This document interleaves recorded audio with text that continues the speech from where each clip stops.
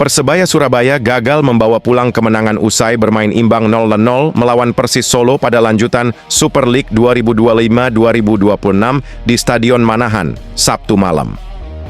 Duel berlangsung ketat dengan sejumlah peluang emas tercipta, terutama pada babak kedua. Namun kedua tim sama-sama gagal memaksimalkan kesempatan.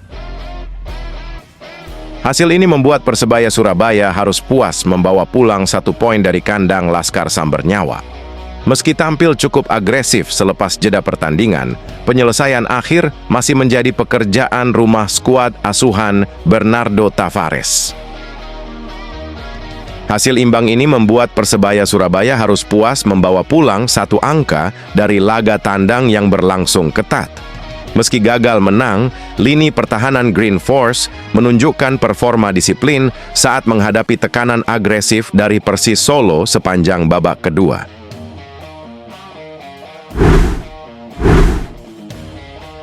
Persebaya Surabaya gagal meraih kemenangan usai bermain imbang 0-0 melawan Persis Solo pada pekan ke-32.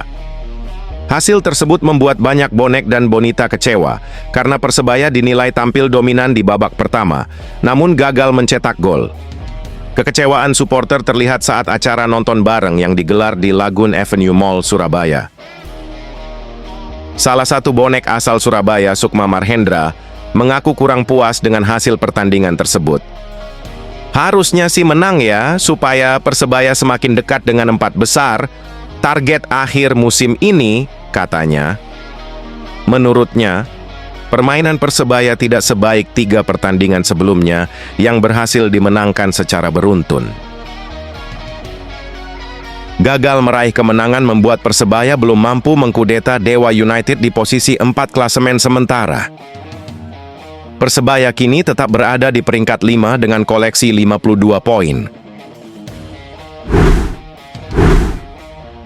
Pelatih Bernardo Tavares menilai anak asuhnya sebenarnya tampil cukup baik dalam sejumlah fase pertandingan. Terutama pada awal babak pertama, Persebaya Surabaya mampu mengontrol jalannya laga dan menciptakan tekanan kepada tuan rumah. Menurut saya, pertandingan berjalan sangat intens. Pada babak pertama, kami sebenarnya memiliki lebih banyak peluang dibanding lawan. Hingga sekitar 15 menit pertama, kami mampu mengontrol permainan dengan cukup baik, ujar Tavares dalam sesi konferensi pers. Bernardo Tavares mengungkapkan Persis Solo tampil lebih sabar sepanjang pertandingan dan fokus mengandalkan serangan balik cepat. Strategi tersebut membuat Persebaya Surabaya kesulitan menemukan ruang untuk mengembangkan pola permainan menyerang. Bernardo Tavares menyoroti kegagalan para pemain memaksimalkan peluang sebagai salah satu faktor utama yang membuat Persebaya Surabaya gagal menang. Menurutnya, hasil pertandingan sebenarnya dapat berbeda apabila penyelesaian akhir lebih tajam. Faktor efektivitas menjadi perhatian utama Tavares setelah pertandingan berakhir tanpa gol. Pelatih asal Portugal itu menilai dominasi permainan harus dibarengi ketajaman agar tim mampu mengamankan kemenangan dalam laga sulit seperti di Stadion Manahan. Hasil imbang ini memang menghentikan laju kemenangan Green Force, tetapi performa tim masih menunjukkan konsistensi positif dalam persaingan Super League 2025-2026. Persebaya Surabaya kini harus segera fokus menatap pertandingan berikutnya demi menjaga posisi di papan klasemen.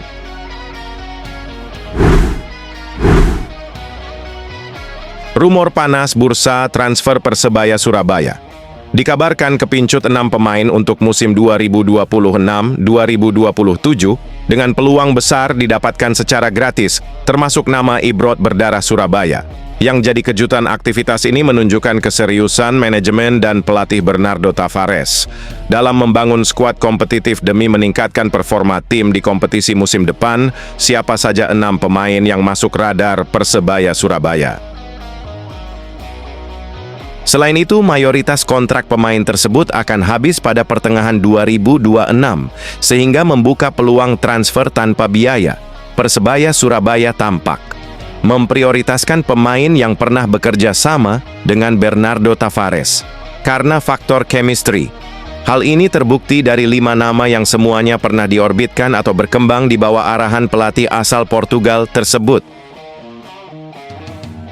Salah satu contohnya adalah Juran Fernandes yang mencatatkan 106 penampilan dengan 15 gol dan 8 assist saat bermain di PSM Makassar. Statistik itu menunjukkan kontribusi besar sebagai bek modern yang aktif membantu serangan. Bagaimana peluang Alisson Eto dan Victor Luis? Alisson Eto dan Victor Luis menjadi 2 pemain yang paling realistis untuk didatangkan karena kontraknya habis pada 30 Juni 2026. Bek asal Brazil itu bahkan bisa direkrut secara gratis jika tidak memperpanjang kontrak bersama PSM Makassar.